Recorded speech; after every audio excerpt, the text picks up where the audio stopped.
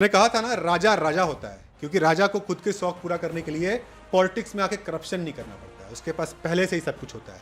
Politics में आके corruption वही करते हैं जिनके पास कुछ नहीं होता, उन्होंने कुछ नहीं देखा होता है, जिनके पास ना ही जमीर होता है, ना ही जमीन होता है और ना ही जायदाद होता है। क्या बोलूं विजय थलापति के बारे में, जो कुरूर में भगदड़ मचा था, 32 लोगों की जान गई थी। उनकी फैमिली से इन्होंने कहा कि तुम्हारे पूरे जीवन भर की रेस्पॉन्सिबिलिटी मैं लेता हूं। 32 को 10 लाख का कंपनसेशन और सरकारी नौकरी दी गई। हमारे देश का जो बेस है वो फार्मर्स होते हैं। फार्मर्स को खुला बोला कि आपने जो भी लोन लिया है, अगर आप नहीं चुका पा रहे हो तो आपको आत्महत्या करने की जरूरत नहीं है। कोई भी आपके पास वसूली करने नहीं आएगा, आपका लोन वेव कर दिया जाएगा, माफ कर दिया जाएगा। महीने का 200 यूनिट की इलेक्ट्रिसिटी आपको दी जाएगी। करप्शन रोकने के लिए एक पोर्टल लॉन्च किया, वैत्री पोर्टल।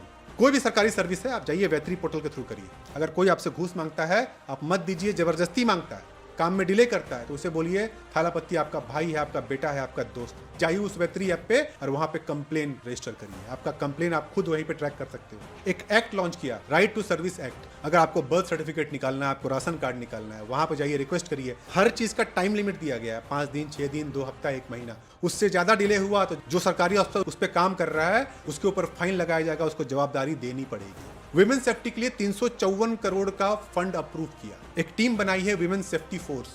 दिन हो या रात हो, हर एक नक्खड़ पे, हर एक अंधेरी गली पे, हर एक बस चौराहे पे, हर एक ट्रेन स्टेशन पे पुलिस पेट्रोलिंग करेगी। ड्रोन से सर्विलेंस होगा। अगर कोई भी गलत हरकत करते हुए पकड़ा गया, लेडीज को छेड़ते हुए पकड़ा गया, उसके ऊपर वहीं पे एक्शन होगा। अगर रेपिस्ट है, रेपिस्ट को तो बोला है कि फैसला ऑन द स्पॉट करो, लेकिन अगर कोर्ट तक केस पहुंचती है तो उसका भी डिसीजन जल्द से जल्द आएगा, एज सून एज पॉसिबल। एक IAS की टीम बुलाई और बोला कि अगर आप काम सही से नहीं करोगे तो तुम्हारा रेजिग्नेशन मैं साइन करूंगा। उन्होंने ये भी बात बोला कॉमन एजुकेशन का। आप 10 रुपए में बच्चे को पढ़ा रहे हो या 10,000 रुपए में, एजुकेशन कॉमन रहेगा। जो सिलेबस 10 रुपए में पढ़ाया जा रहा है वही सिलेबस 10,000 में पढ़ाया जाएगा। जो सरकारी में चल रहा है वही प्राइवेट में चलेगा।